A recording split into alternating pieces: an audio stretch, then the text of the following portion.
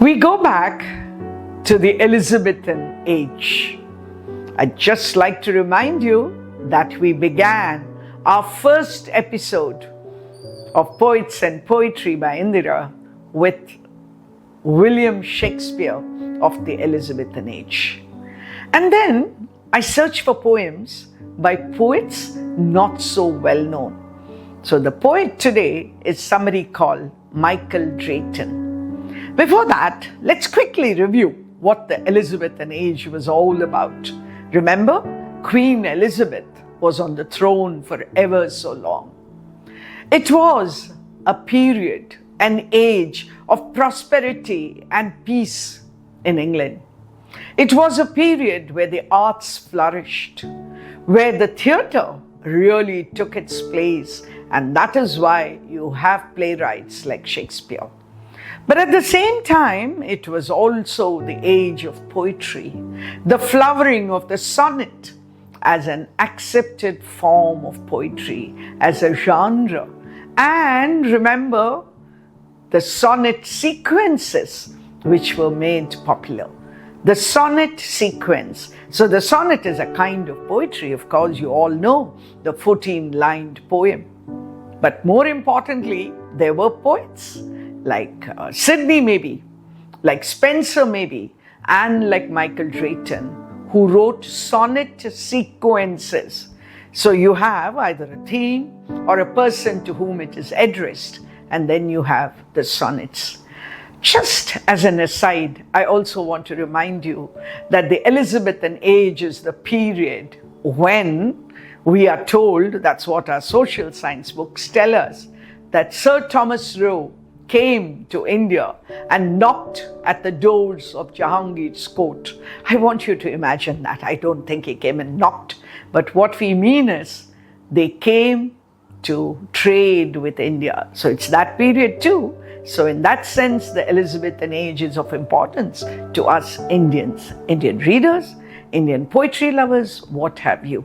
So we go back to the Elizabethan age in this episode.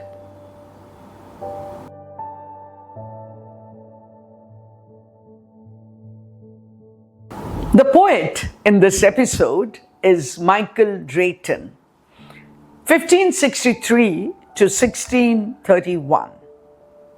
He is remembered for being a poet, a sonneteer, as well as a playwright.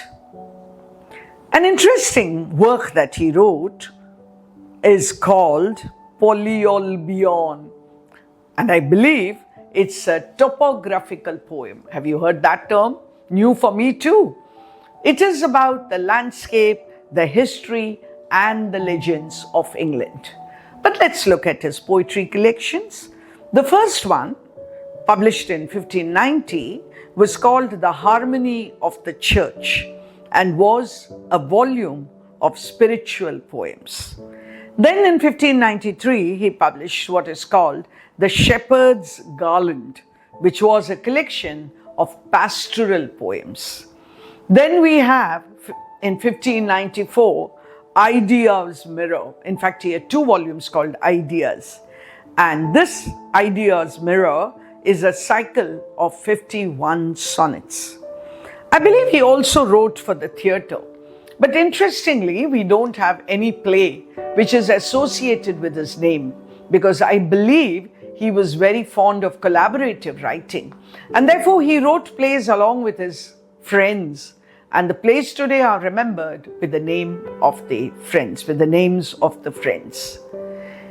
He wrote historical poetry and is considered to be the first poet who imitated the style of the odes of Horace.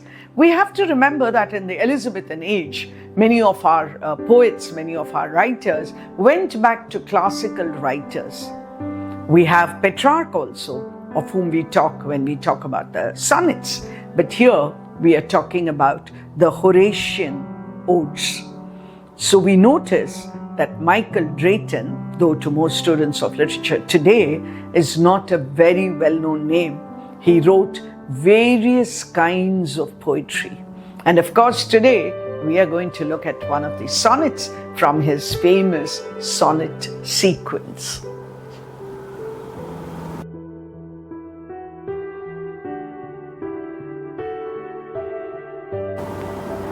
The poem is called Since There's No Help. To meet, to know, and then to part is the sad tale of many a human heart. This is one of my favorite quotes. Let's see what Michael Drayton says about that. Since there's no help, come let us kiss and part. Nay, I have done, you get no more of me. And I'm glad, glad with all my heart, that thus so cleanly I myself can free. It's a sonnet, and therefore I'm going to take it in by parts. That is a quatrain, a 4-line stanza. Because a sonnet, 14 lines, we'll have 3 quatrains followed by a couplet.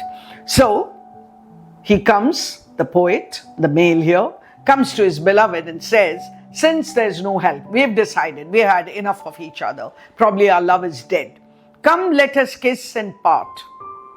And then he has a doubt. Do I really want to give her one final kiss?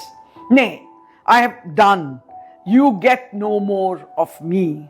And I'm glad, glad with all my heart, that thus so cleanly I myself can free. No more sorrow, no tears, no sighs, no nothings, if you please. He says, enough. This is a parting, which is going to be like a surgeon's knife, maybe. It's going to strike right through. Thus so cleanly I myself can free. There's going to be no bickering. There's going to be no accusations. So what shall we do? The next quatrain. Shake hands forever, cancel all our vows. And when we meet at any time again, be it not seen in either of our brows, that we one jot of former love retain. I've no idea what to call this kind of love. We've been so much in love with each other, but now that we have decided to part, no more trying to make up. Not only that, when we meet again, it's not going to be seen in the tears we shed, in the frown on the brows, maybe the sighs that come across, nothing at all. That we one jot of former love retain. That there's still something in my heart which is probably, my heart is thumping, beating, whatever you wish. And then the third quatrain. Now at this last gasp of love's latest breath, when his pulse falling, failing, passion speechless lies, when faith is kneeling by his bed of death, and innocence is closing up his eyes. He's an Elizabethan poet. And remember, the Elizabethan age was the age of love poetry. So you had all kinds of similes and metaphors. You had all kinds of personification, if you please. You had so much of metonymy and synecdoche. Well, here, what does he say? This is, love is done. So when love is dying, it's the last breath. He calls it the latest breath. The pulse is failing, passion is speechless, and innocence is closing up his eyes. So in the 3 quatrains, you have the description of what is now happening. And then he concludes with a couplet where he says, now, if thou wouldst, when all have given him over, from death to life, thou must yet recover. Is that a note of hope? Is that what he hopes will happen?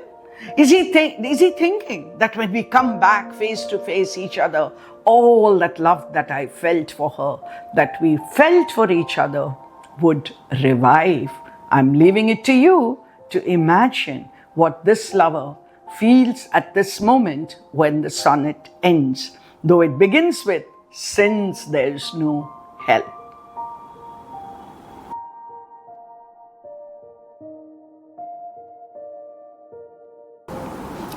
A sonnet with 3 quatrains followed by a couplet, the Shakespearean sonnet, which we have probably looked at in some earlier episodes, lectures. So this is one more Elizabethan sonnet.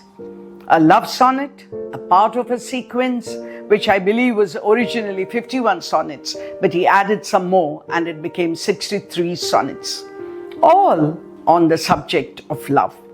But when I read this poem and I look at the themes, I think there is love and there's loss, the struggle to let go, the difficulty of moving on, and maybe an internal conflict.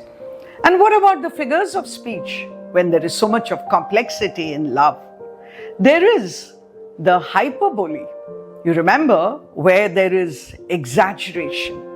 Towards the end of the poem, you would notice personification, where love's latest breath, passion speechless, faith kneeling, innocence closing his eyes, right? Personification where? What are we doing? We are giving inanimate objects. Here, they're all abstract nouns, right? We are giving them human qualities. There is alliteration. I think I'll leave it to you to look for that. There is caesura, where you know that the line ends in the middle of a sentence. And then I want to talk about a new figure of speech, which is called the conceit. The same spelling as conceited, that same conceit, but it is an elaborate comparison between two things which are totally unlike each other. And that is where it is different from the simile or the metaphor, okay? And John Donne, the great metaphysical poet, made it very, very popular. But I'm going to leave you with this little quiz at the end here, asking you to check what is the conceit here. I think we can do that, can't we?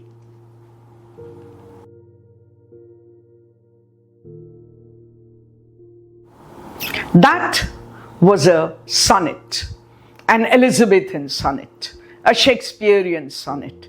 And what was it about? Well, love. When we read poetry, I think each age has its favorite theme. If I look at the Romantics, it's always nature. So when I go to Elizabethan poetry, it is always love. Remember Shakespeare with all those sonnets professing his love, giving different explanations of love. And that is what we see here in Michael Drayton's poem too. So love was a part of Elizabethan poetry. Shall I add here that most of the courtiers in Elizabeth's court was supposed to be half in love with Queen Elizabeth. Remember, she was called the Virgin Queen because she never got married. So think of the Elizabethan age, think of poetry, and the first word that comes to our minds is love. Go on and read more love poetry of this age, not just of this age, but from all over the world.